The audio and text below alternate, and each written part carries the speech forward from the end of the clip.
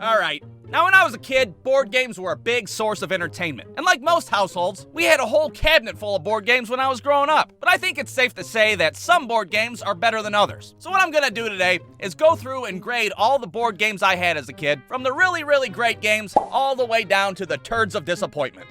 First up, the game of life. Now, life is a pretty good game, I have to say. The only problem I have about it is that it's not very realistic. Every space on the board was like, climb a mountain and adopt a puppy, collect $40,000. Like, what the hell is that? That's not real life. Where's the game of real life at? You need spaces with real life situations like, income tax return, collect nothing because of your back child support, or overdrafted your bank account because you were drunk on Amazon. Don't do shit for the next 7 turns. The game of life is fun, but it's fake as hell, so I'll give it a B-. Next up, Sorry. Now, Sorry is a fantastic game. Any game where you can screw over your friends automatically makes it a great game. You draw that Sorry card, all of a sudden you turn into a little bastard. Oh, well, fuck you, Michael, and the horse you rode in on. Knock his piece out into the kitchen and shit. What's not to like about it? You can be a dick all you want, and you don't even have to apologize because the goddamn game does it for you. Sorry gets a B+.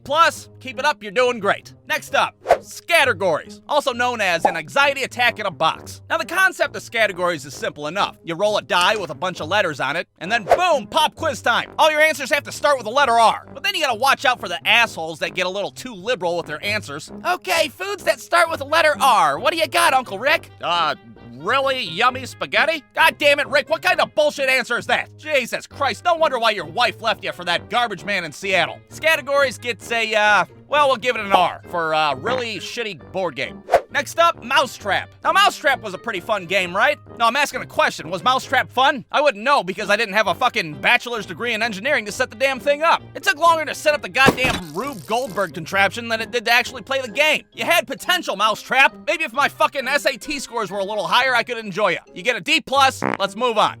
Next up, Yahtzee. All right, now I know I'm gonna probably piss some people off here, but Yahtzee blows ass. I don't know whose crackhead uncle came up with the game, but it's loud and it's boring, and half the time you're just staring at your Meemaw for 45 minutes while she contemplates going for a fucking full house. Make a move, Grandma, your time is running short. Just take your chance and let's get it over with. Yahtzee gets an F, I don't care. Next up, Boggle. Oh, cool. Let's do homework. That sounds fun. Fuck Boggle, it gets an F as well. Next one, Clue. Now, I have to admit, I only played Clue like maybe 2 times when I was a kid. And all I really remember is something about a candlestick and Mr. Green looked like my fucking 6th grade math teacher. Clue gets a D, just like I got in my 6th grade math class. Next up, Trouble. Now, Trouble is a terrible game, plain and simple. It's just a shittier version of Sorry after all, with an equally shitty bubble popper that barely even works.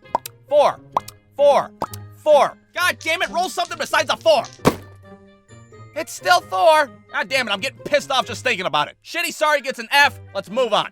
Uno. Technically a card game, not a board game, but you're not my dad and you can't tell me what to do. Now everybody relax, I think Uno is a fantastic game. Once again, it's a game that you can screw over your friends. What's not to love? I mean, even if you're getting your ass beat and you're struggling to hold your 47 cards over there, it still feels good to slam down that wild draw 4 now, doesn't it? Boom, draw 4, kiss my ass. Michael, what the hell? You're holding like half the deck in your hand. You don't have a blue card? That's none of your goddamn business. Now pick up 4 cards. God damn it, well what color do you want? Oh, I don't know, how about blue? It was blue to begin with, god damn it, are you serious? The only problem that I do have with Uno is that it sucks ass playing with just 2 people. You can screw around and win the game in just 1 turn. Skip, reverse, skip again, reverse, draw 4, Uno, blue 7. I win. What the hell just happened? So we'll go ahead and give Uno a B, and if you're playing with just 2 people, it gets 2 draw 2s and go fuck yourself. How about that? Next up, Scrabble. Now, I like the game of Scrabble. Or let me rephrase that. I used to like the game of Scrabble until I played it with my wife. Because my dumbass will be over there staring at the board for 45 minutes. There we go. Pop-Tarts. 12 points. And then 5 seconds later, my wife pumps out some bullshit word like, oh, this one's easy. XIB. Zib. It's a word from Kenya. It means orangutan. Triple letter, triple word, 84 points. So like Uno, we'll give Scrabble a B, and if I'm playing against my wife, it gets 3 draw 2s and a go fuck yourself. Now you might be sitting there like, wow, this guy fucking complains a lot. Is he ever gonna grade any board game with an A? Well, you bet your ass I'm gonna. And if it's not obvious already, that game is Monopoly. Now I've already made a whole video about me playing Monopoly as a kid. And now as an adult, it's pretty much the same thing. The only difference is that every game starts out with a warning from my wife. Don't fucking trade with Tyler. He's gonna rip you off, and the game's gonna end. Don't trade with him. Now, do I really rip people off in Monopoly? Well, yeah, you bet your ass I do. That's the whole point of the game. But is it fair that I have to get fucking embargoed the whole game just because of who I am? I don't think so. so, but it doesn't matter, because in the end, somebody always cracks. I'll toss up a trade with somebody, and I'll pretend that it's an even better deal for them than it is me. Hey, Bobby, I see you got that hunk of shit Kentucky Avenue. You see, I was thinking about trading these 2 railroads for it because, well, I'm just making too much fucking money with them. Don't do it, Bobby. It's a trick. He's gonna have all the reds. Bobby, relax. It's me, the devil. You can trust me on this. No, I don't think it's a good idea. And that's the end of it. I back off after that. But what happens is, Bobby's little punk-ass thimble lands on my railroad like 14 times, and all of a sudden things start to change. Ah, shucks, another $50 for me. Boy, I bet you wish these railroads were yours. Don't do it, Bobby. Stay strong. I can't do it anymore. You still want to trade for my Kentucky Avenue? I accept your offer.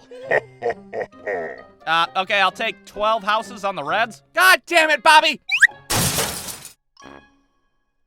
Brewstew.com.